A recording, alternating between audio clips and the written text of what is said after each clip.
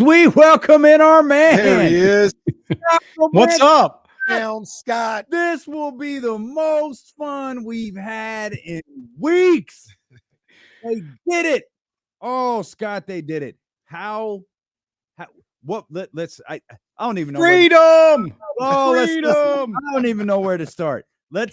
What did you see watching the Las Vegas Raiders on Sunday?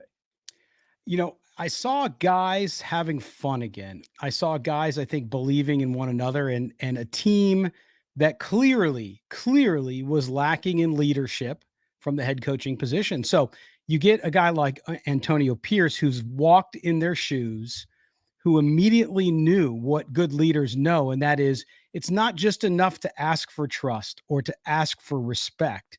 You have to earn it. You have to not only earn it, but you have to pay it off and show that you're there with them. It doesn't matter what you do in life as a leader. That's what you got to do. So after all of this tumult, after all of this happened, Antonio Pierce stepped up and told those guys what it was going to be like. Then they exhaled. They went out and it played. We saw a little bit of what we thought we'd see from this offense, right? Which was, hey, you got some talent there. If you run it the right way, you should be able to score some points. And they were able to do that. And they did it with Aiden O'Connell at quarterback. Yeah, his numbers weren't CJ Stroud numbers. We're not talking about that kind of situation. But what we are talking about is a quarterback who's confident, who knows how to read a defense. And not only that, his team believes in him. Even the wily veterans, they wanted this kid. And clearly he was being kept from that starting role from a coach who had his own issues, I guess. And what did you see from Aiden O'Connell? I mean, I know they got, he played well, but, they had some good field position. They, got some turnovers. That helps out as well. But just on the quarterback position, I mean, did you see Aiden O'Connell as a guy like, yeah, he should have been in here all along? Or, just how'd you feel about his performance? Yeah, and the answer to your question is yes, he should have been there all along because that's the best quarterback they have. Now, if he was on a different roster with a quarterback who plays well in front of him and doesn't get injured, then it might have been a different story. Then you can sit Aiden O'Connell, let him learn. But he clearly came in, and what I saw was a quarterback confident. I saw a quarterback who would stick in the pocket, wait for things to develop, go through multiple reads before dumping the ball off or going downfield. We saw the longest pass of the year, 50 yards to Trey Tucker on a nice pattern down the sideline. We're actually right at the numbers, and Trey Tucker laid out to get the ball. So he put the ball where only Trey Tucker could get it. Yes, he had to make a nice catch, but I saw a quarterback confident who was cool and collected. He did not get nervous. He didn't turn the ball over, right? In his emergency spot start earlier in the season, he turned the ball over 3 times. Against the Giants, he did not do that. And the Giants defense, I know the Giants are down right now, but their defense up front especially is not bad. And the Raiders offensive line deserved credit too. They kept a clean pocket for the rookie throughout most of that game. So it made it a lot easier. Oh, and by the way, that Josh Jacob guy who runs really like an angry man, guess what? That also helped out his quarterback significantly. And it was good to see Josh Jacobs back. Maybe Josh Jacobs was on strike. Yeah. We've seen it before. Maybe Josh Jacobs was on strike and he's like, all right, Josh is gone, I'm gonna run again. Could be. I mean, listen, you guys have heard all the stories and seen all the reports about what that locker room was like, how petty it turns out that Josh McDaniels was with this team and how he was punitive if you spoke up. That's not an environment. Listen, I know you guys somewhere down the line in your lives, doesn't matter when, have worked in a toxic work environment. We all have. Okay. And it sucks to go to work every day and you don't do your best as much as you try. It's just mentally exhausting. So we see a little bit of what the Raiders' problems have been this season. And that was, they just didn't have the right leader. Now they're freed up. You saw them after the game smoking cigars and people were making fun of them. It's like, no, you don't understand. These guys get to be themselves. They get to take back their culture and be able to just go out and play football the best that they can. Yeah, man. I'm all for that. And the thing that I start thinking about immediately when I saw them, after the game and feeling good about themselves, let me take a look at this record. Oh, they're only 4-5. Like, there's plenty of time. How many games left? 8, 9 games left. Can they make a playoff run at this point? I know it sounds crazy after one win to think that way, but they're right there. They can go on a run where they win 3 out of 4 and have realistic thought about the playoffs? Are they possibly thinking about that as well? You never know. Look, you can't count anything out. The schedule gets a lot tougher. Okay. They got the Jets on Sunday night coming up this week. And then you have to go to Miami and then you have to play the Kansas City Chiefs. Okay. So it's a tough road and then they get a bye. So we'll see what happens. I think that this opportunity for them is to kind of to climb out of that hole, show who they are, and let the rest of it take care of it. I think they're going to have to be consistent. Like one game is great, and don't get me wrong. Like I said earlier, I'm not undermining, or I shouldn't say underestimating how important that win was for that team and the organization. But you got to do it consistently. So can they beat the Jets? Yes. Obviously, we saw that Jets can't score points. Reminds me of watching the Raiders earlier in the season, by the way. But they have a tough defense. So we'll see what they can do. And then Miami and Kansas City, if they can win one of those games, then you might have me believing that they got a shot at it. So we're big on vibes. We are strong believers in vibes. But vibes can only get you so far. Right. Does this team have the talent to salvage the season?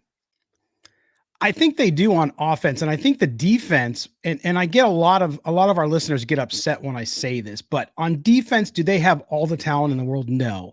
Do they have talent, first line talent at every spot? No, but they're playing really well. If you look at what that defense has done, they've given up 3 touchdowns in 2 games, okay, including the game with the Detroit Lions, who scored a touchdown late when the defense had been on the field for the entire game because how bad the offense was. So when I look at that and I say, defense is believing. They're getting key performances from young players like Amik Robertson, who had a great game the other day. And man, it's like one of those things where they might just do it. And I think they could if the offense gets clicking and the offense can consistently put up points and the defense plays at a level they are now or at the level they're playing against better competition. Then you could say, yeah, they might be able to back into the playoffs in a wild card spot, depending on what happens. I mean, look what's happened in Buffalo, right?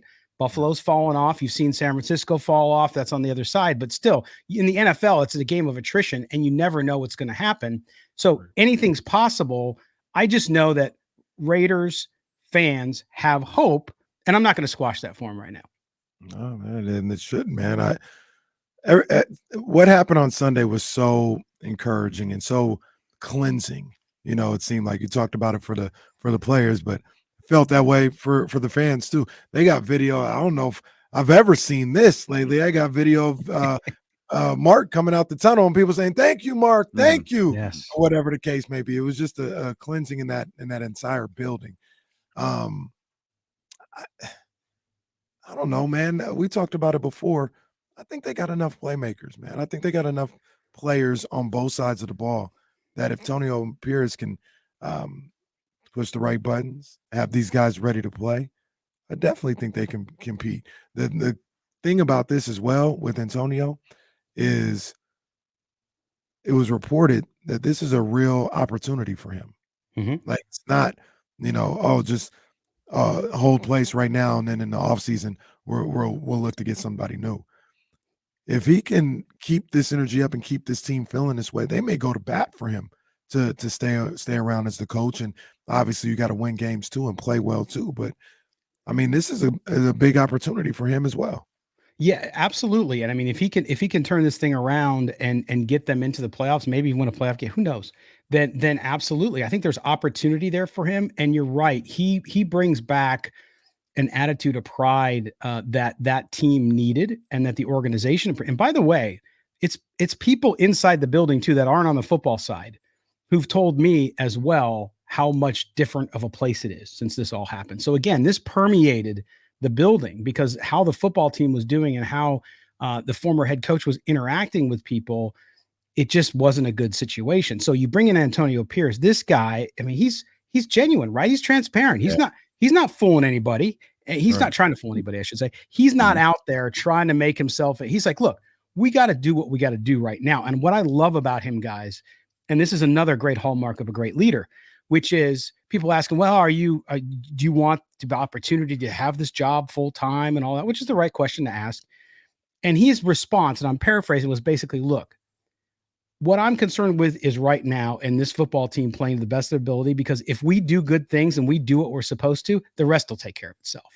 And that's what you want to hear. He's not focused on 3 months from now. He's focused on this week against the Jets because he understands, because he's got a ring, remember? He played the game. He's saying to his guys and to him and himself and his coaching staff, we got to do this 1 week at a time. If we do what we can do and I know what you're capable of, then guess what? Then I don't have to worry about maybe they offer me the job, because they probably will, because it means we'll be successful. And that's how you, I think, motivate young men at the prime of their lives playing a game that we would all love to play for money. But nonetheless, I think this team has turned around, and because they have a leader they believe in who they're connected to. Mark got a new haircut and went and the most well-spent $85 million in history. Write that check, right? I mean, yeah. I mean, how bad did it have to be for Mark to go, it's fine. Here, just get the hell out of my face. Yes.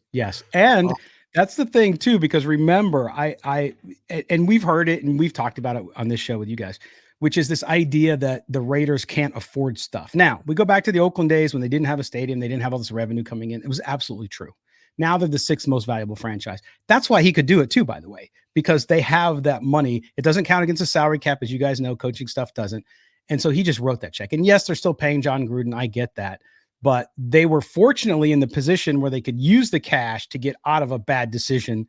And certainly it's hopeful that Mark Davis, in addition to improving his haircut, was maybe now understanding that, hey, next time I go to hire a coach, I got to do a little more to understand. And maybe he's right under the roof. And oh, by the way, Champ Kelly, the interim GM, is one of the most respected front office guys in the league. So he might end up keeping his job too, if this team can kind of put it together a little bit and show really good progress towards the end of the season.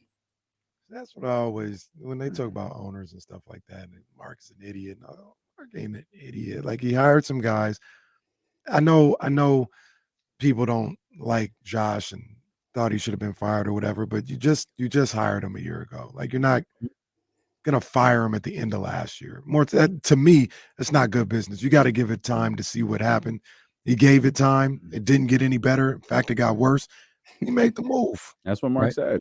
Like, it got worse. Like, he regressed. This team regressed, and vibes were bad. Yeah. Yes, and I think as we heard Sunday from Jay Glazer on Fox Sports about how the meeting when Antonio Pierce came up, I don't know if you guys heard the story, but he came up during that closed door meeting the last week before the Lions game, when McDaniel said, okay, unload.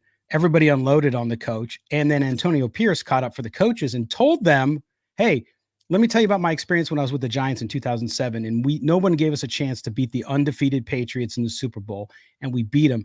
And then afterwards, Josh McDaniels took Pierce aside and said, don't ever bring up that game. Don't ever criticize the Patriots. So it tells you, it's like, dude, you're getting paid by the Raiders. You're worried about the Patriots. That's the past. So the whole Antonio Pierce dynamic too there in the waning weeks, as we've heard from a lot of the beat writers, has been, he was the guy that players went to because he already had their trust. So another good decision by Mark Davis, by the way, to pick Antonio Pierce, who is a gem of a dude. And, we're in the media business. We're not supposed to be rooting for people, but I'm rooting for the guy because if he can pull it off and do a great job, what a great story it would be. Yeah. Yes. Scott, you're going to learn pretty quick. We don't give a damn what those old media things are about. That is not. I know. I still got that bone in me, though. I went to journalism school. It was like knocked into my head for so long. Josh McDaniels is what's old boy's name? Lakers coach, old Lakers coach. Ogle? Who? No, him and Pat Riley in winning time. Riley? Oh, Westhead. Paul Westhead, yeah. Westhead. Paul Pierce was getting no, he wasn't, because Paul Westhead was a good coach. There's no evidence that Josh McDaniels is. Just paranoid, like, hey, don't talk about that. Don't talk about that. Yeah. There's that. You're out of here, buddy. Scott, I think I'm going to enjoy our conversations a whole lot more moving forward, talking about this football team. And it was great to catch up with you this week. We'll see how the Raiders follow up the feel good vibes this week, man. As always, guys, appreciate you. Have a great rest of your week, and we'll see you next week.